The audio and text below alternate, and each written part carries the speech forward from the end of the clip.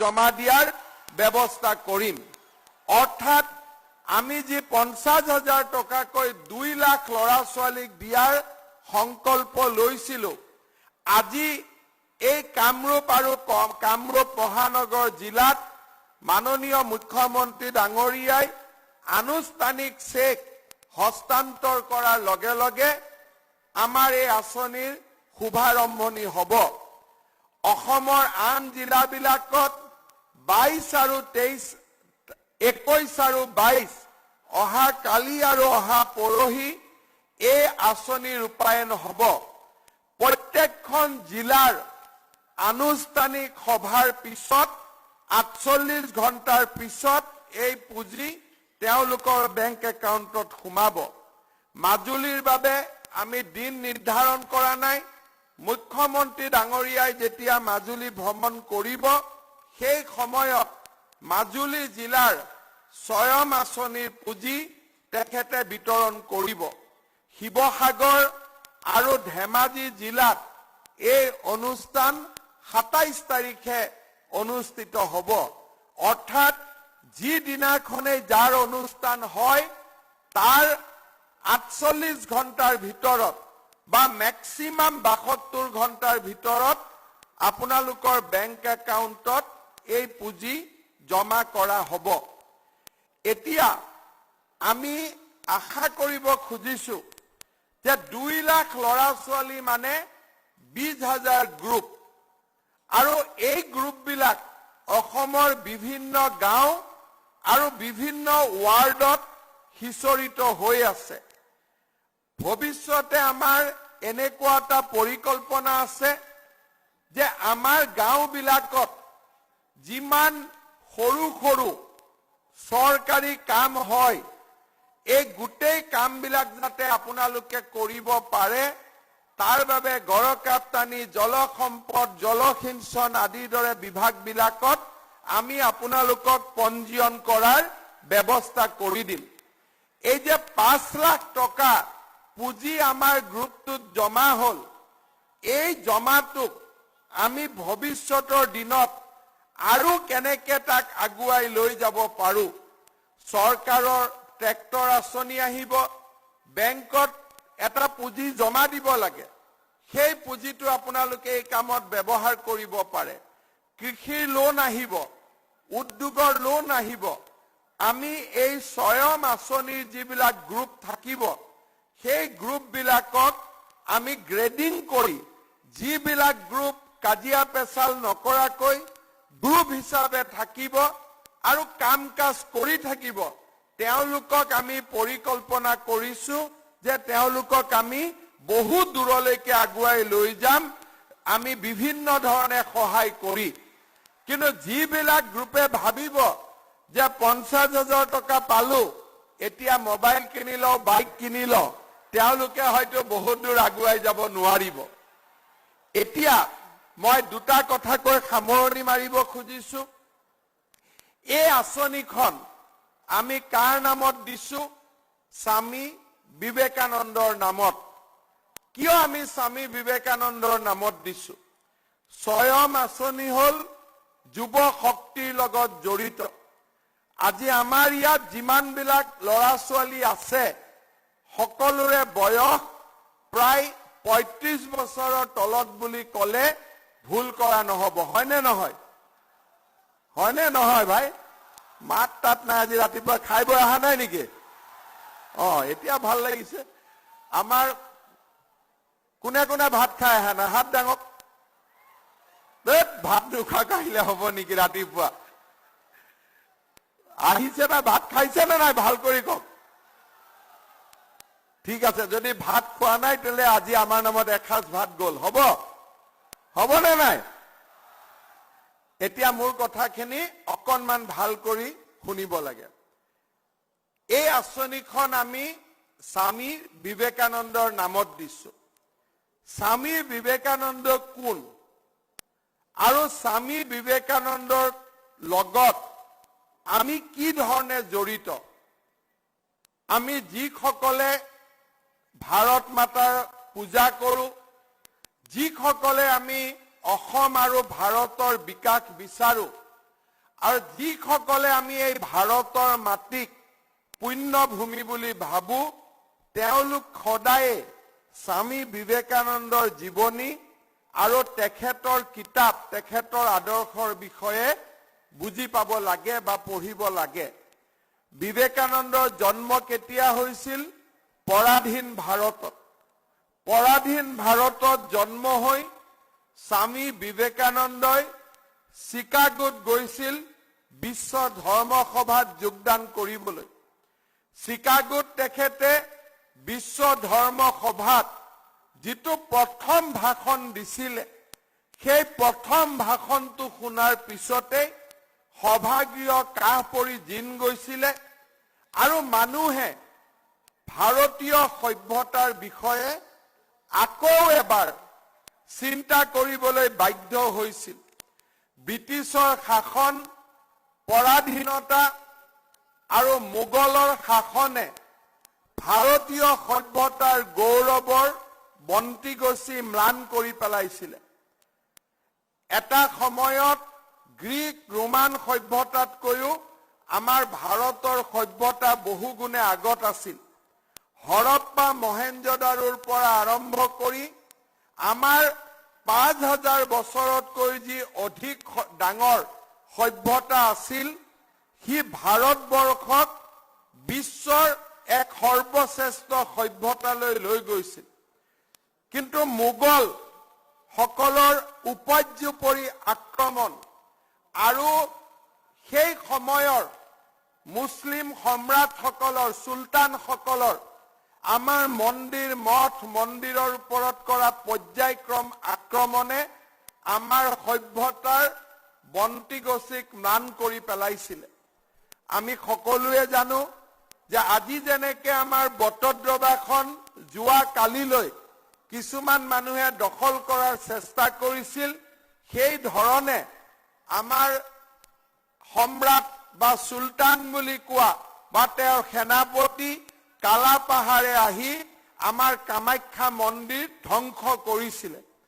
কোনোবা বাবৰে আহি ৰাম জন্মভূমিক ধ্বংস কৰিছিলে, তাতে সেই মাটিতে বাবৰি মছজিদ নিৰ্মাণ কৰিছিলে। আমাৰ ওপৰত জিজিয়া কৰ লগাইছিলে আৰু বাধ্যত ধৰ্মান্তৰণকৰণৰ বাবে আমাক বাধ্য কৰোৱা হৈছিল। সেই সময়ৰাজিৰ পিছত আকৌ ব্ৰিটিছ শাসন ব্যৱস্থা আৰম্ভ হল। ব্ৰিটিছ শাসন ব্যৱস্থাৰ বিৰুদ্ধে চিপাহী বিদ্ৰোহ হল, পথৰুঘাটৰ ৰণ হল, ফুলগুৰিৰ ধেবা হল, কিন্তু আমি পৰাজিত হ'বলগীয়া হৈছিল আৰু ভাৰতীয়সকলৰ মানসিকতা একেবাৰে নিম্ন পৰ্যায়ত আহি স্থান লৈছিল। আমাৰ জাতিভেদ আৰু বৰ্ণভেদ প্ৰথাই সনাতন হিন্দু সভ্যতাক একেবাৰে ভিতৰৰ পৰা দুৰ্বল কৰি পেলাইছিল। সেই সময়ত স্বামী বিবেকানন্দই ভাৰতৰ যুৱ শক্তিক জাগ্ৰত কৰিবলৈ তেওঁ এক বিশাল আদৰ্শৰ সৃষ্টি কৰিছিল। স্বামী বিবেকানন্দৰ আদৰ্শৰে আদৰ্শান্বিত হৈ পৰৱৰ্তী পৰ্যায়ত বাল গংগাধৰ তিলক, সুভাষ চন্দ্ৰ বসু, মহামানৱ মহাত্মা গান্ধী এওঁলোকে ভাৰতৰ স্বাধীনতা সংগ্ৰামখনক ৰাষ্ট্ৰভক্তিৰ এক অদ্ভুত প্ৰেৰণাৰে প্ৰেৰিত কৰি ভাৰতীয় জনগণক ব্ৰিটিছ সাম্ৰাজ্যবাদৰ বিৰুদ্ধে ৰাজপথলৈ নমাই আনিছিল। আৰু এই যে স্বাধীনতা সংগ্ৰাম হৈছিল, এই স্বাধীনতা সংগ্ৰামৰ প্ৰেৰণা আছিল বিবেকানন্দৰ লেখনী। ভাৰতৰ সভ্যতা সংস্কৃতিক আকৌ এবাৰ পৰাজিত গ্লানি আৰু দুৰ্দশাৰ পৰা স্বামী বিবেকানন্দই বিশ্ব দৰবাৰত প্ৰতিষ্ঠা কৰিছিল। আৰু আজি আমাৰ প্ৰধানমন্ত্ৰী নৰেন্দ্ৰ মোদী ডাঙৰীয়ায়ো স্বামী বিবেকানন্দৰ আদৰ্শৰে আদৰ্শান্বিত হৈ আকৌ এবাৰ তেওঁ কৈছে যে আমি ভাৰতবৰ্ষক বিশ্বগুৰুৰ আসনলৈ লৈ যাম। স্বামী বিবেকানন্দৰ লিখনিত যুৱক শক্তিৰ কাৰণে কৈছিলে যে আমাৰ যুৱক শক্তি সাহসী হ'ব লাগে, আমাৰ স্কিল থাকিব লাগে আৰু আমাৰ যুৱক শক্তিয়ে দৰিদ্ৰতা নিৰ্মূলকৰণৰ বিৰুদ্ধে সমাজত বিভিন্ন ধৰণৰ গঠনমূলক কামৰ মাজেৰে আমাৰ দৰিদ্ৰ জনতাক দুৰ্ভিক্ষৰ গৰাহৰ পৰা মুক্ত কৰিবলৈ ব্যৱস্থা কৰিব লাগে। স্বামী বিবেকানন্দই কৈছিলে যে আমাৰ যুৱক শক্তিয়ে অতীতৰ ওপৰত গৌৰৱ কৰিব লাগে। আমি বহুতে যেতিয়া অতীতৰ কথা কওঁ, আমি অতীতৰ বেয়া কথাবোৰ ৰোমন্থন কৰোঁ। বিবেকানন্দই কৈছিল যে আমাৰ অতীতত এনেকুৱা বহুত ভাল কথা আছিলে, আমাৰ শৌৰ্য বীৰ্যৰ এক অপৰূপ পৃথিৱী আছিলে। আমি ভাল কথাবিলাক আমি অতীতৰ পৰা ল'ব লাগে। অতীতক লৈ আমি সদায় গৌৰৱান্বিত হ'ব লাগে। বৰ্তমানক লৈ আমাৰ বৰ্তমানৰ যি পৰিৱেশ, সেই পৰিৱেশ আমি সদায় মনত ৰাখিব লাগে আৰু ভৱিষ্যতৰ এটা দুৰ্বাৰ সপোন লৈ আমি আগুৱাই যাব লাগে। স্বামী বিবেকানন্দই যুৱক শক্তিক কৈছিল যে প্ৰত্যেকজন যুৱকে অন্তত এটা সপোন দেখিব লাগে, যিটো সপোনে তেওঁক মৃত্যুৰ পিছতো তেওঁক জীয়াই ৰাখিব পাৰে আৰু যি এটা সপোনে আমাৰ ৰাষ্ট্ৰৰ গৌৰৱলৈকে অৰিহণা যোগাব পাৰে। মই আমাৰ যুৱক শক্তিক অনুৰোধ কৰিম যে এই স্বয়ম আঁচনিৰ জৰিয়তে আমাৰ এই 5 লাখ টকাক আমি একত্ৰিত কৰি আমি যদি এটা সপোন দেখো যে স্বামী বিবেকানন্দই যি ধৰণে আমাক কৈ গৈছিল যে আমি দৰিদ্ৰতা দূৰীকৰণৰ বাবে কাম কৰিব লাগে, আমি যদি এটা সপোন দেখো, সেই সপোনটোক যদি আমি আগুৱাই লৈ যাওঁ আৰু এটা সময়ত আমি আজি নিবনুৱা, কিন্তু আমি এনেকুৱা কাম হাতত ল'ম যে আমি 10 জন নিবনুৱাক আমাৰ তলত সংস্থাপন দিব পাৰিম। আজি আমি নিবনুৱা, আমি ইয়াতে আহিছো কিবা এটা পাবৰ কাৰণে, আমি লৈছো, কিন্তু সেই লৈ আমি নিজতে শেষ নকৰি কেনেকে আমি আৰু আগুৱাই গৈ আমাৰ হাতেদি আৰু 10 জনক আমি অন্ন সংস্থাপন দিব পাৰো, আমি কাম কৰাৰ সুবিধা দিব পাৰো। আমি যদি এখন ট্ৰেক্টৰ লৈছো, এজন ট্ৰেক্টৰ ড্ৰাইভাৰ হ'ব, তেওঁক আমি সংস্থাপন দিছো, সেই ড্ৰাইভাৰৰ পৰিয়ালটোক আমি সংস্থাপন দিব পাৰিছো। এই ট্ৰেক্টৰেদি এজন মেকানিক লাগিব, গাঁৱত 10খন ট্ৰেক্টৰ হলে সেই মেকানিকজনক আমি কৰ্ম সংস্থাপন দিছো। আমি খেতি কৰিছো, খেতি কৰিবৰ বাবে আমি সাৰ কিনিব লাগিব, কোনোবা ব্যৱসায়িক আমি ফচল বিক্ৰী কৰিবৰ কাৰণে ব্যৱসায়িক ফচল দিব লাগিব। অৰ্থাৎ আমাৰ এটা কামে এটা অৰ্থনৈতিক গতিবিধি আৰম্ভ কৰিব আৰু 10 জনৰ জীৱনলৈ হাঁহি বিৰিঙাব। আমাৰ হাতত দুটা ৰাস্তা আছে, আমি মোবাইল কিনিব পাৰো, মটৰচাইকেল কিনিব পাৰো, বা অন্যথাই এই সৰু পুঁজিটোকে কামত লগাই আমি 10 জনক কৰ্ম সংস্থাপন দিয়া এক বিশাল সপোনো আমি দেখিব পাৰো। স্বামী বিবেকানন্দই কৈছিল ভাৰতৰ যুৱক শক্তি এলেহুৱা হোৱাৰ অধিকাৰ নাই, ভাৰতৰ যুৱক শক্তিৰ আৰামপ্ৰিয় হোৱাৰ অধিকাৰ নাই, ভাৰতৰ যুৱ শক্তিয়ে কেতিয়াও নিজক পৰাজিত বুলি ভাবাৰ অধিকাৰ নাই। ভাৰতৰ যুৱক শক্তিয়ে সদায় সাহসেৰে আমাৰ কৰ্ম শক্তিক নতুন উদ্যমেৰে আগুৱাই লৈ যাব পৰাৰ এক অদ্ভুত শক্তিৰ অধিকাৰী আমাৰ ভাৰতৰ যুৱকসকল হ'ব লাগিব। মই বিশ্বাস কৰোঁ যে আজি স্বয়ম আঁচনিৰ জৰিয়তে আমি যি 2 লাখ এক নতুন যুৱক শক্তিৰ সৃষ্টি কৰিলো, এই যুৱক শক্তিয়ে আগুৱাই গৈ অজস্ৰজনক প্ৰেৰণাৰ উৎস হ'ব। তেওঁলোকৰ সুস্থ চিন্তাধাৰাই অজস্ৰজনক কৰ্ম সংস্কৃতিৰ প্ৰতি আগবঢ়াই লৈ আহিব। মই আগতে কৈছো যে এই স্বামী বিবেকানন্দৰ নামত আমি যি স্বয়ং আঁচনিৰ আজি আৰম্ভণি কৰিছো 1000 কোটি টকা আমি খৰচ কৰিছো সেয়া শেষ নহয় সেয়া এক আৰম্ভণি আৰু এই আৰম্ভণিক আমি এক নতুন মাত্ৰা দিব লাগিব আৰু আপোনালোকে সকলোৱে যাতে এই মহান কামত আমাক সহায় সহযোগিতা কৰে তাৰ বাবে আপোনালোকে সহযোগিতা কৰিব অসম চৰকাৰৰ ভিতৰত বা বাহিৰত মানুহৰ মনত এনেকুৱা এটা ধাৰণা থাকে যে চৰকাৰে ইলেকশ্যনৰ আগত কিবা যদি আঁচনি দিয়ে সেয়া ৰাজনৈতিক উদ্দেশ্যত দিয়া আঁচনি কিন্তু আমি স্পষ্ট কৰি দিছো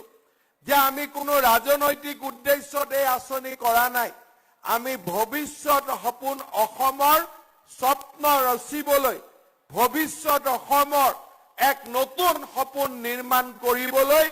এয়া আমাৰ অসমৰ যুৱ শক্তিৰ প্ৰতি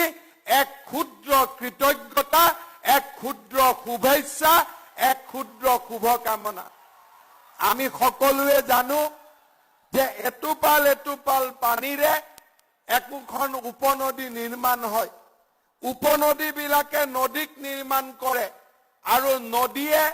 মহাসাগৰৰ সৃষ্টি কৰে মই বিশ্বাস কৰো যে এই 2 লাখ যুৱক যুৱতীৰ প্ৰচেষ্টাই এক অসমত কৰ্ম সংস্কৃতিৰ এখন নতুন মহাসাগৰ সৃষ্টি কৰিব পুনৰ এবাৰ যিসকল বিষয়া কৰ্মচাৰীৰ প্ৰচেষ্টাত বিশেষকৈ মোৰ বিত্ত বিভাগৰ সহযোগীসকলৰ প্ৰচেষ্টাত অসমত প্ৰথমবাৰৰ বাবে অৰুণোদয়ৰ দৰে বিশাল আঁচনি আমি ৰূপায়ণ কৰিবলৈ সক্ষম হৈছিলো বিত্ত বিভাগৰ কৰ্মৰাজিত আঁচনি ৰূপায়ণ কৰাৰ দায়িত্ব কেতিয়াও নাথাকে কিন্তু প্ৰধানমন্ত্ৰী নৰেন্দ্ৰ মোদী ডাঙৰীয়াই দেখুৱাই দিয়া ডিবিটি প্লেটফৰ্ম অৰ্থাৎ পুনে পুনে বেংক একাউণ্টলৈকে টকা হস্তান্তৰ কৰাৰ যি ৰাস্তা সেই ৰাস্তাৰে আজি আমি বিত্ত বিভাগে অৰুণোদয় স্বয়ং চাহ বাগিচাৰ ধন পুৰস্কাৰ মেলাৰ দৰে সমাজৰ শেষ গৰাকী ব্যক্তিক পণ্ডিত দীনদয়াল উপাধ্যায়ে কৈ যোৱাৰ দৰে অন্তোদয়ৰ মহান স্বপ্নৰে আমি সমাজৰ শেষ গৰাকী ব্যক্তিক স্পৰ্শ কৰাৰ বাবে আমি কামত নিয়োজিত হৈছিলো কোভিড-19ৰ বিভীষিকাৰ মাজতো চৰকাৰী কৰ্মচাৰীক এদিনৰ বাবেও দৰমহা কৰ্তন নকৰাকৈ প্ৰতিটো জনকল্যাণমূলক আঁচনি সময়ত ৰূপায়ণ কৰি আজি আমি ভাৰতবৰ্ষৰ ভিতৰতে এক নতুন অভিলেখ আমি নিৰ্মাণ কৰিবলৈ সক্ষম হলো মই বিশ্বাস কৰো যোৱা 5টা বছৰ বিশেষকৈ যোৱা এটা বছৰত আমি যি কৰ্মযজ্ঞ সমাপন কৰিলো সেই সমসাময়িক অসমৰ ইতিহাসত সদায় সোণালী আখৰেৰে লিখা ৰব তাক মই অন্তৰেৰে সৈতে বিশ্বাস কৰো পুনৰ এবাৰ আজিৰ এই পবিত্ৰ মুহূৰ্তত স্বয়ং আঁচনিৰ প্ৰতিগৰাকী হিতাধিকাৰীক মই মোৰ অন্তৰৰ উষ্ণ অভিনন্দন জনাই পুনৰ এবাৰ আপোনালোকক মোৰ শুভেচ্ছা জনাই মই মোৰ বক্তব্যৰ সামৰণি মাৰিছো ধন্যবাদ জয় হিন্দ বন্দে মাতৰম মোৰ লগত একেলগে কব যেতিয়া বিবেকানন্দৰ কথা ওলাই ভাৰত মাতাৰ নাম লবই লাগিব বিবেকানন্দ হৈছে ভাৰত মাতাৰ আটাইতকৈ উজ্জ্বল সন্তান গৰাকী সেইভাবে মোৰ লগত কব ভাৰত মাতা কি ভাৰত মাতা কি ভাৰত মাতা কি পুনৰ এবাৰ সকলোকে ধন্যবাদ জনাইছো আৰু এবাৰ এটা শব্দ থাকি গল ঠিক আছে আৰু এবাৰ কব বন্দে বন্দে বন্দে জয় অসম জয় অসম জয় অসম বহুত বহুত ধন্যবাদ অসমৰ মাননীয় মন্ত্ৰী ডক্টৰ হিমন্ত বিশ্ব শৰ্মা মহোদয়লৈ আমি ধন্যবাদ জ্ঞাপন কৰিছোঁ আৰু ইতিমধ্যে আমাৰ আজিৰ এই সভাখনিত আহি উপস্থিত হৈছেহি দিছপুৰ সমষ্টিৰ মাননীয় বিধায়ক শ্ৰীযুত অতুল বৰা ডাঙৰীয়া আমি তেখেতকো এখনি ফুলাম গামোচাৰে আজিৰ এই অনুষ্ঠানটিত আদৰণি জনাইছোঁ